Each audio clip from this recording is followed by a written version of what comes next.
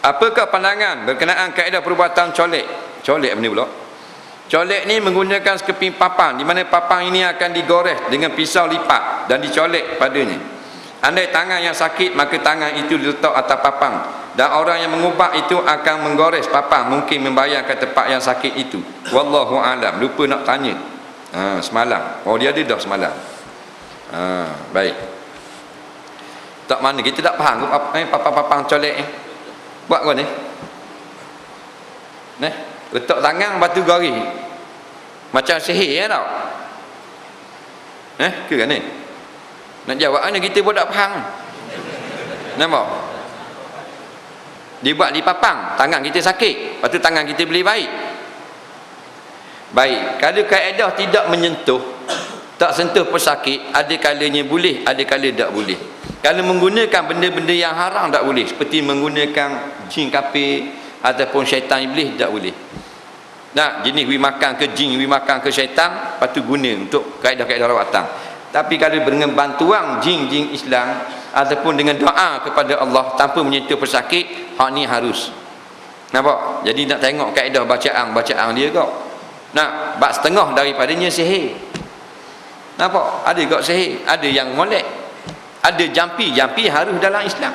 Tapi ada sihir. Sihir ni benda yang haram. Jadi kita kena tengok dulu kaedah yang sebenar. Nah, benda bacaan dia guna siapa? Dia guna doa saja. Dipecek di kayu supaya kaki kita jadi baik. Kalau dia guna doa, mohon daripada Allah, tak haram. Tak.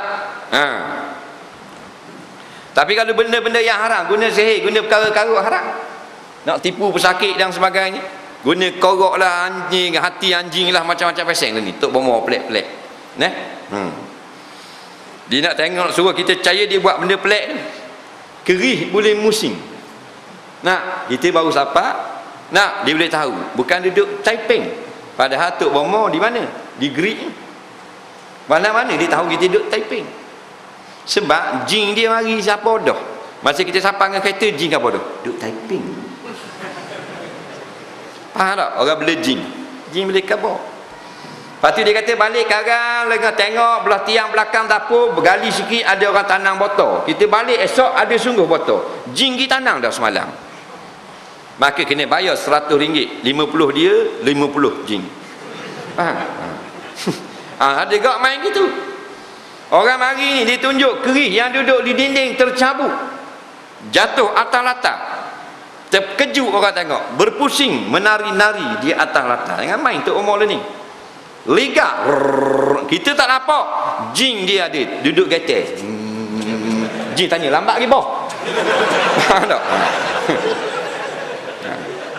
Musim liga, jangan main. Sihir, nak menggunakan syaitan. Naik balik, lekat di bendera.